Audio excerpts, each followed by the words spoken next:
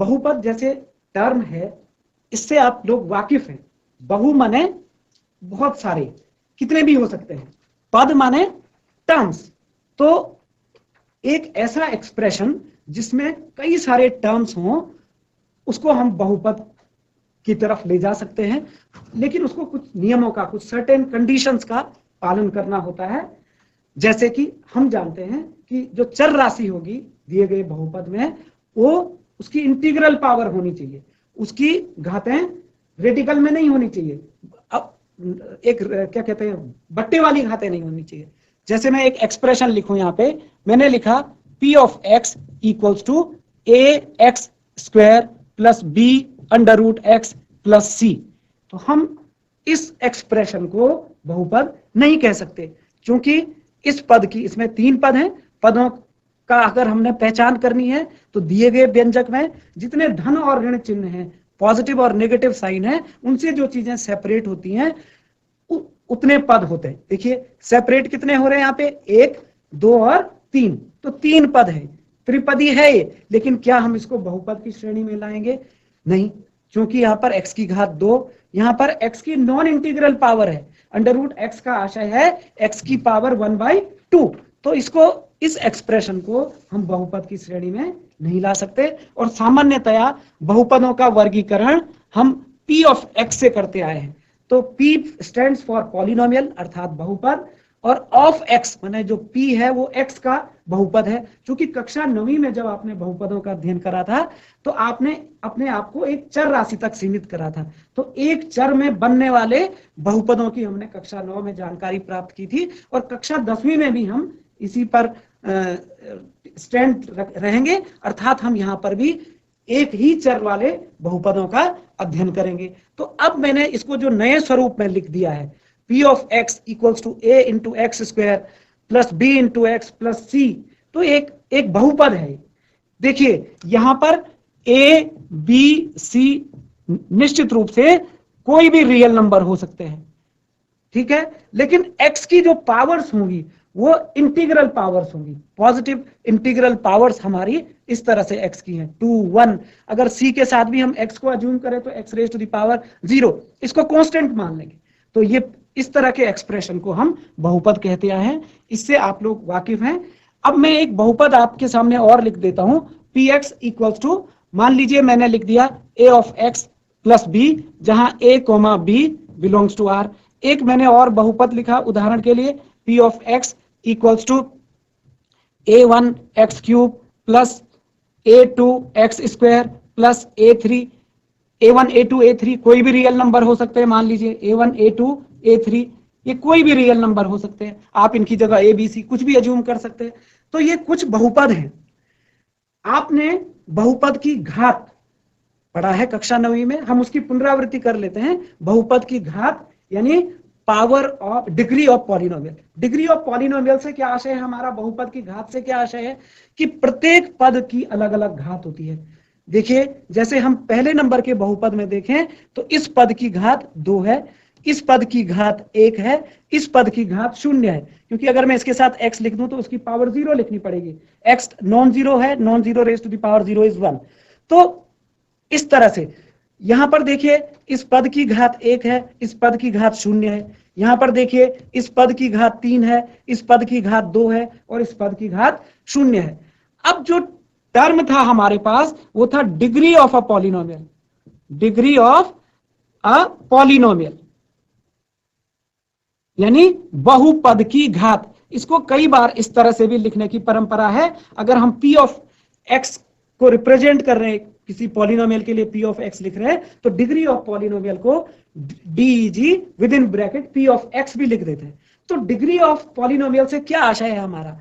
अब हम दिए गए पॉलिनोमियल की जांच करते हैं, ये देखते हैं कि उसमें जो पद है, सबसे ज्यादा घात का जो पद है, उस सबसे ज्यादा घात के पद की घात ही सारे पॉलिनोमियल की घात हुआ करती है। Degree of highest term is the degree of polynomial. तो इस पहले वाले पॉलिनोमियल में हम देखें कि इसकी घात 2 है, तो 2 घात होने की वजह से 2 सबसे बड़ी संख्या है, तो ये 2 घात का पॉलिनोमियल हो गया। इसकी घात 1 है, सबसे बड़ी 1 के बाद 0, तो 1 घात का पॉलिनोमियल हो गया। ये इसकी घात 3 है सर्वाधिक, तो ये 3 घात का पॉलिनोमियल हुआ। एक बात और ध्यान रखनी है हम आपको, जब भी हम पॉलिनोमियल की घात की चर्चा करते हैं तो हमें यह भी सुनिश्चित कर लेना होगा कि जब हम घात की बात कर रहे हैं तो सबसे बड़ी घात के पद का गुणांक 0 ना हो। तो यह सुनिश्चित करने के लिए कि इस बहुपद की घात 2 है, हमको यह भी सुनिश्चित करना आवश्यक है कि a का मान अशून्य हो। a का मान कोई भी वास्तविक संख्या हो मगर a का मान 0 ना हो। जिस क्षण a का मान 0 हो जाए तो उस क्षण तो ये पद ही गायब हो जाएगा, तो फिर ये द्विघातीय नहीं रहेगा। इसी प्रकार से यहां पर भी हम ये सुनिश्चित करेंगे एक घात के बहुपद के लिए कि a नॉट इक्वल टू 0। यहां पर 3 घात का बहुपद है, इसके लिए हम ये सुनिश्चित करेंगे कि a1 का मान नॉट इक्वल टू 0। तो अब मैं समझता हूं कि आप इस बात को स्पष्ट हो गए होंगे कि किस तरह से हम बहुपद की घात परिभाषित करें। आपने चूंकि ये अंश 9वीं में सीखा है, तो इस प्रकार के बहुपदों को हम रैखिक बहुपद कहते आए हैं, लीनियर पॉलिनोमियल, जो 1 घात के होते हैं। 2 घात के बहुपदों को हम द्विघातीय बहुपद कहते आए हैं। 3 घात के बहुपदों को हम त्रिघातीय बहुपद कहते आए हैं। और इस तरह से जैसे जैसे उनकी घातें बढ़ती चली जाएंगी, उनके नामों का हम वर्गीकरण इस प्रकार कर सकते हैं। तो ये हमारे पास फर्स्ट डिग्री पॉलिनोमियल है इन वन वेरिएबल, ये वाला, ये सेकंड डिग्री पॉलिनोमियल है इन वन वेरिएबल, ये थर्ड डिग्री पॉलिनोमियल है इन वन वेरिएबल। तो अब हम ये आपके सम्मुख दर्शाएंगे कि किस तरह से एक व्यापक बहुपद को हम लिख सकते हैं। व्यापक माने जो भी इस श्रेणी के बहुपदों को व्यक्त करने में सक्षम हो, जिससे हम किसी भी श्रेणी का बहुपद, किसी भी घात का बहुपद जनरेट कर दे। तो एक व्यापक बहुपद किस तरह से लिखा जाता है? p of x equals to a0 x raised to the power n plus a1 x raised to the power n minus 1 plus a2 x raised to the power n minus 2 plus a3 x raised to the power n minus 3 plus so on so forth plus so on so forth a n minus 1 x raised to the power 1 and plus a subscript n। तो आप देखिए कि यहां पर हमने as क्यों लिए है, ए बी सी क्यों नहीं लिया? साधारण सा उसका उत्तर है, ए बी सी डी भी ले, एक एक्स हो गया तो ज्यादा ज्यादा हम 25 कॉन्स्टेंट्स बना सकते हैं, तो फिर उससे काम नहीं चलेगा। इसलिए एक ही पैरामीटर, एक ही कांस्टेंट ए का चयन करते हुए, स्विच कांस्टेंट का चयन करते हुए उस पे हमने सबस्क्रिप्ट लगा दिए। अब हम कितने भी कांस्टेंट की कल्पना कर सकते हैं, a0 a1, अब सारे के सारे होल नंबर, तो बहुत सारे पद इसमें हो सकते हैं। तो एक व्यापक रूप हो गया बहुपद का। अगर मैं कह दूं कि इस बहुपद की घात, इस p ऑफ x की घात, degree of this p of x is equal to n, तो मुझे यह सुनिश्चित होना पड़ेगा कि a0 का मान 0 नहीं है, अर्थात इसका जो सबसे बड़ी घात का पद है वो 0, उसका गुणांक 0 नहीं है। आप इन बातों को बखूबी जानते हैं कि a0, a1, a2, a3, an-1, इन सबको हम गुणांक कहते आए हैं। तो ये गुणांक जो है, जो सबसे बड़ी घात का गुणांक है वो अशून्य है, और बाकी ये सभी जो राशियां हैं ai एक साथ लिख दिया। ai का मतलब वो a0, a1, a2, a3 कोई भी हो सकता है, ये सब वास्तविक संख्याएं हैं for every i belongs to n, जहां की i कोई नेचुरल नंबर है। तो सारे के सारे को इंगित कर रहा है। अगर इस तरह से हम लिख दें फॉर एवरी, माने प्रत्येक i बिलोंग्स टू n के लिए ai एक वास्तविक संख्या है। हमने इसको सांकेतिक रूप में लिखा है। हम ये भी कह सकते थे a0, a1, a2 dot dot dot an, ये वास्तविक संख्याएं हैं। तो इतना बड़ा एक्सप्रेशन ना लिखने की जगह उसका हमने संक्षेपीकरण कर दिया। तो बच्चों, मैं उम्मीद करूंगा कि आप n घात के बहुपद को, जो कि एक चर राशि x में परिभाषित है, उसमें व्यक्त कर सकते हैं। चर राशि y हो सकती है, चर राशि z हो सकती है, चर राशि t हो सकती है, वो आपके ऊपर है। पर परंपरागत रूप से x को लिखने की परंपरा है, बड़ा सहज रूप से लिखा जा सकता है, तो हम p ऑफ x इसको इस तरह से कहते हैं। इसके बाद हम बात करेंगे कि किसी बहुपद का मान से क्या आशय है। तो बहुपद का मान लेते हैं, मैंने एक बहुपद लिया p of x equals to 2x plus 4। 2x plus 4 एक लीनियर पॉलिनोमियल हो गया, रैखिक बहुपद हो गया, और आपसे कहा जा रहा है कि x बराबर 1 पर इसका मान प्राप्त करिए। अर्थात जब चर राशि का मान 1 है तो p ऑफ x का मान क्या होगा। तो बड़ी सहजता से हम क्या करते हैं, चर राशि के मान को स्थापित कर देते हैं। तो p ऑफ 1 ज्ञात करेंगे, यानी कि बहुपद का चर एक पर मान p of 1, in p of 1 क्या होगा आपका 2 इंटू 1 प्लस 4, 2 एकम 2 और 1 4। ये भी आप करते आए हैं थोड़ा बहुत। अगर हमारे पास कोई बड़ा बहुपद है जिसमें पदों की संख्या ज्यादा है, मान लीजिए हमारे पास 2x cube plus 4x square plus 7x plus 9 है, और हमसे कहा जाए कि इस बहुपद का x बराबर 0 पर मान ज्ञात कीजिए। x बराबर 0 पर बहुपद का मान क्या होगा? तो p ऑफ 0 किसके बराबर हो जाएगा? सभी जगह x के स्थान पर हम 0 रख देंगे। आप देखिए यहाँ x के स्थान पर जैसे जैसे 0 रखते हैं तो ये सारे पद 0 हो जाते हैं, तो हमारे पास क्या रहता है 9।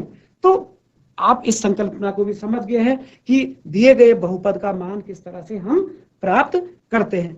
अब चूंकि ये बहुपद है, अगर हम इस पहले वाले उदाहरण के संगत में आपसे बात करूं, p ऑफ x को सांकेतिक रूप से मैं y कह दूं, तो y बराबर 2x प्लस 4 लिख दूं अगर मैं, तो आपने इस तरह की समस्याओं का ग्राफ भी बनाया है।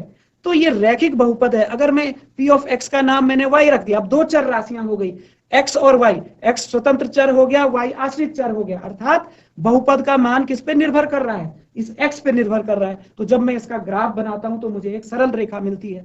तो रैखिक बहुपद का जब भी आप ग्राफ बनाएं, ग्राफ बनाने की क्या टेक्निक है?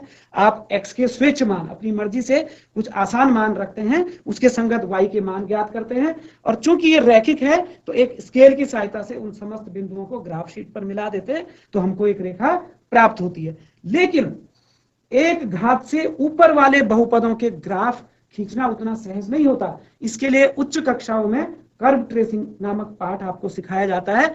फिर भी अगर आपको उनके साधारण स्केच जो कि वास्तविक से मिलते जुलते हो ड्रॉ करने हो, तो इसके लिए हम स्वेच्छ बिंदुओं को रखते हैं, जैसे कि हम रैखिक बहुपद का ग्राफ खींचने के लिए प्रयोग करते आए हैं। उन बिंदुओं को रख करके उसको मुक्त हस्त से मिलाते हैं, अर्थात फ्री हैंड से मिलाते हैं, ना कि स्केल से। तो उसका एक हमारे पास रफ चित्र आता है। आपके स्तर तक ऐसा करना पर्याप्त है। अब मैं बात करूंगा बहुपद के शून्यक की। बहुपद के शून्यक, अंग्रेजी में इसको हम कहते हैं zeros of a polynomial. Zeros of a polynomial.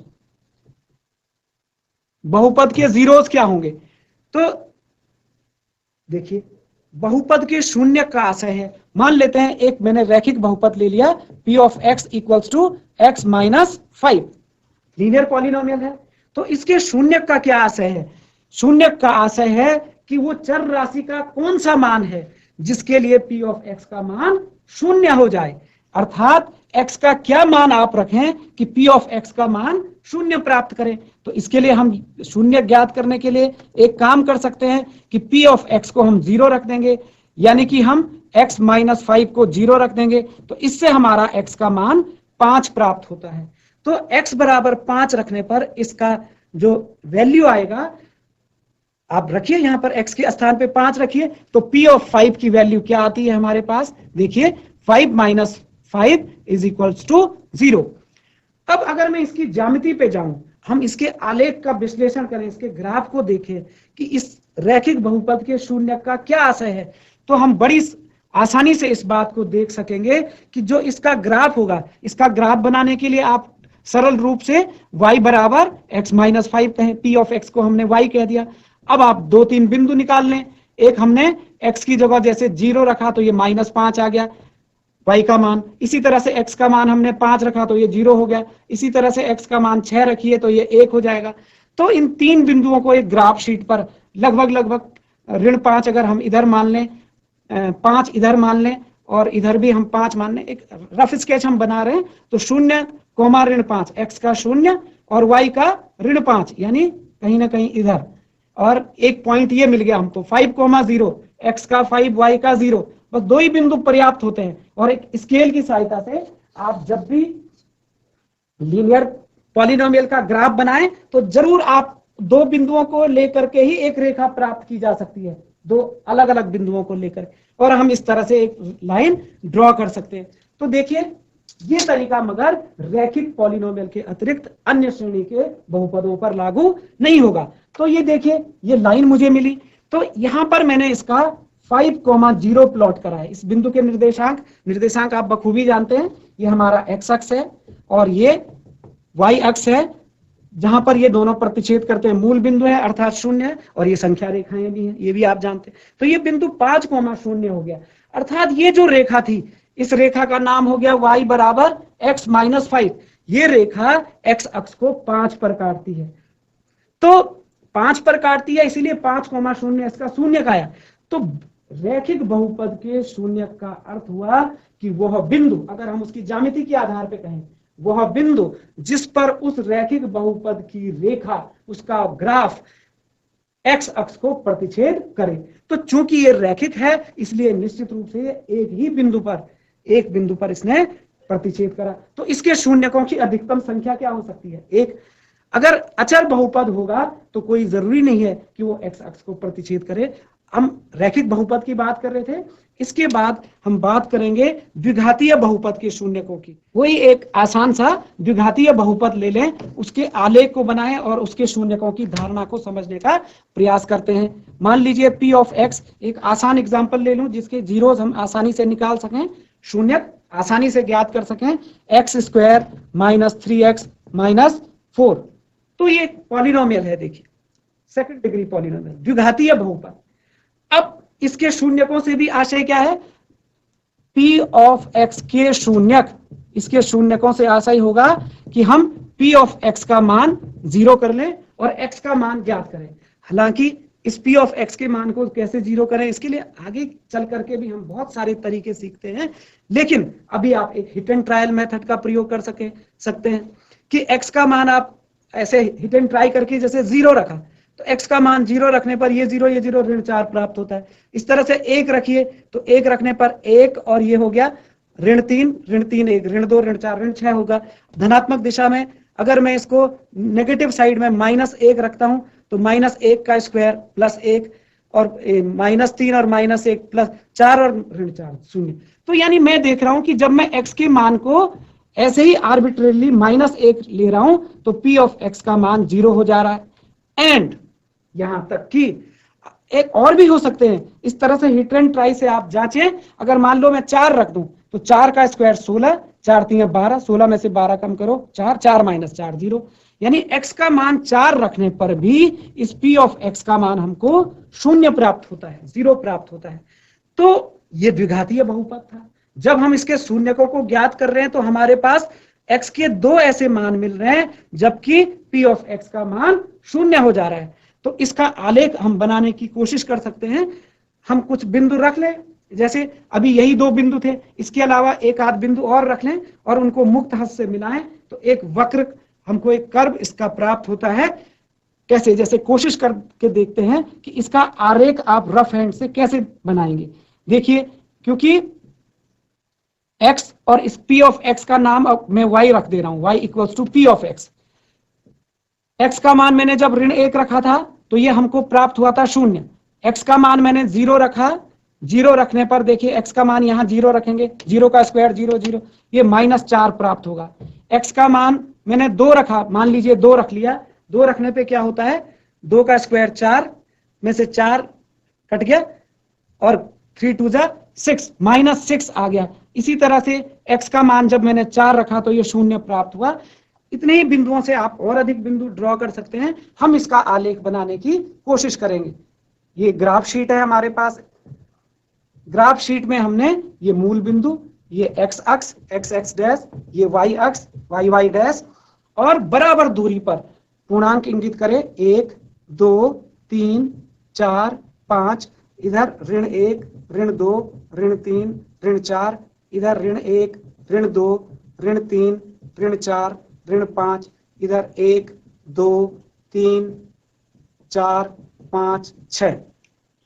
अब हमको कौन कौन से बिंदु मिले, उन बिंदुओं को लोकेट कर लेते हैं, उनको निर्धारित कर लेते हैं इस तल पर। -1, 0, x का -1 y का 0 यानी 1 ये पॉइंट स्वयं हो गया। x का 0 y का -4, x का 0 y का -4 यानी 1 पॉइंट ये हो गया। x का 2 y का -6, 2 और -6 किधर, 2 पे -6 इधर, 2 के नीचे और -6 के सामने ये वाला पॉइंट हो गया, 40 ये हो गया।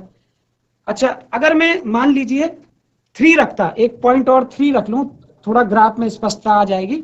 3 रखूं तो 3 का स्क्वायर 9, 3 3 जा 9, तो 3 रखने पे क्या प्राप्त हो रहा है, 3 का स्क्वायर 9, 3 3 जा 9, 9 माइनस 9 कट गया तो ये -4 आया, तो 3 पे -4 आ रहा है। तो उससे एक ट्रेंड भी पता चलेगा इसका, 3 पे -4 आ रहा है, तो यानी कि इससे लग रहा है कि ग्राफ यहां से ऊपर की तरफ जाएगा। तो अब हम इसको मुक्त हस्त से मिलाएं, फ्री हैंड से मिलाएं बच्चों। तो इस तरह से इसको मैंने फ्री हैंड से मिलाया, ये देखिए ये थोड़ा सा स्लिपरी होता है, हम इसको इस तरह से मिला, फिर भाग गया ऐसे। ये देखिए एक परवलयाकार आकृति हमको प्राप्त हुई, ये रफ स्केच है इसका। तो एक इस तरह की आकृति प्राप्त हुई और इस आकृति ने एक्स अक्ष को कितने बिंदुओं पर काटा, 2 बिंदुओं पर काटा। यानी कि हम इस निष्कर्ष पे पहुंच सकते हैं ये परवलय प्राप्त हो रहा है। तो इसी परवलय के आधार पर मैं 2 विभिन्न आकृतियां बच्चों आपके सामने बता रहा हूं। परवलय इस तरह का भी हो सकता है, किसी रैखिक बहुपद का, द्विघातीय बहुपद का, माफ कीजिए, द्विघातीय बहुपद का ग्राफ इस तरह से भी प्राप्त हो सकता है। अभी भी देखिए वो एक्स अक्ष को 2 बिंदुओं पर काट रहा है, इस वाले उदाहरण में भी 2 बिंदुओं पर काटा था। यह भी हो सकता है कि वो सिर्फ एक्स अक्ष को किसी बिंदु पर स्पर्श करके चला जाए, टच करे। टच करने का अर्थ भी कट करना ही है, लेकिन एक बिंदु पर, यहां पर देखिए एक बिंदु पर कट करा और ऊपर निकल गया। इतने उदाहरण लेना बड़ा समय को नष्ट करने जैसा होगा, तो इसलिए आप इन बातों का अभ्यास करें। इस बहुपद ने 2 बिंदुओं पर काटा, इस बहुपद के आलेख ने भी एक्स अक्ष को 2 बिंदुओं पर काटा, इसने एक बिंदु पर काटा अथवा टच करा, है ना। और वो नीचे की तरफ भी हो सकता है, इस तरह का भी हमारे पास पैराबोला हो सकता है, ये देखिएगा। तो अब मैं शून्यकों की चर्चा कर रहा हूं, तो मैं क्या देखता हूं कि द्विघातीय बहुपद के शून्यक 2 भी हो सकते हैं। देखिए 2 2 1 भी हो सकता है। तो कहने का आशय ये है कि यदि हमारे पास द्विघातीय बहुपद होगा तो उसके अधिकतम शून्यकों की संख्या 2 होगी। अगर एक घात का बहुपद था तो शून्यकों की संख्या अधिकतम 1 थी। इसी तरह से हम त्रिघातीय बहुपद के संबंध में भी चर्चा करके देखते हैं। आप त्रिघातीय बहुपद का मैं एक आसान सा उदाहरण आपके सामने लिख रहा हूं, आप भी इनका अभ्यास करें, इनके आलेख बनाने का अभ्यास करें। मान लीजिए एक बहुपद मेरे पास y equals to p of x equals to x cube minus 4x है, x क्यूब माइनस 4x। तो बच्चों इसका आलेख कुछ इस तरह से हमारे पास प्राप्त होता है। ये मूल बिंदु से जाएगा क्योंकि 0 0 को संतुष्ट कर रहा है, और इधर से इसने x अक्ष को देखिए कितने बिंदुओं पर काटा, 3 बिंदु पर। इसी तरह से मैं एक उदाहरण ले लूं y बराबर x क्यूब, जिस प्रक्रिया से अभी मैंने ग्राफ ड्रॉ करा था बच्चों, अगर उसी तरीके से आप देखें तो इसका ग्राफ कुछ इस तरह का आता है। यहां से ऊपर की तरफ जाते हुए ये y बराबर एक्स क्यूब का ग्राफ है। ये भी मूल बिंदु से जाएगा क्योंकि जब आप x की जगह 0 रखेंगे तो y की जगह 0 आएगा। तो कुछ चीजें, इसने 3 बिंदुओं पर प्रतिच्छेद करा, देखिए इसने 1 बिंदु पर प्रतिच्छेद करा। एक ग्राफ आप इस तरह का ट्राई कीजिएगा, y बराबर x cube minus x square. ये 1 नंबर का था, ये 2 नंबर है, ये 3 नंबर है। हम देखेंगे बच्चों इसका जो आलेख हमारे पास आता है वो कुछ इस तरह का आता है। देखिए ये भी मूल बिंदु से गया है, माफ कीजिए इतना ऊपर नहीं जाएगा, यहीं से टर्न हो जाएगा नीचे की तरफ। तो आप इसको बनाने का अभ्यास जरूर करें। यहां पर देखिए इसने एक्स अक्ष को मूल बिंदु के अतिरिक्त एक और बिंदु पर प्रतिच्छेद करा है।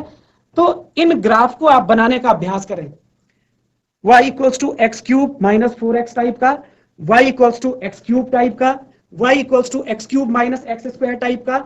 तो यहां पर 3 बिंदुओं पर प्रतिच्छेद करा अर्थात 3 शून्यक, यहां पर एक ही बिंदु पर प्रतिच्छेद करा, ये भी इसका गुणांक 1 है भाई, ये त्रिघातीय बहुपद है, ये भी त्रिघातीय बहुपद है, ये भी त्रिघातीय बहुपद है, लेकिन शून्यक यहाँ 3, यहाँ शून्यक 1, यहाँ शून्यक 2।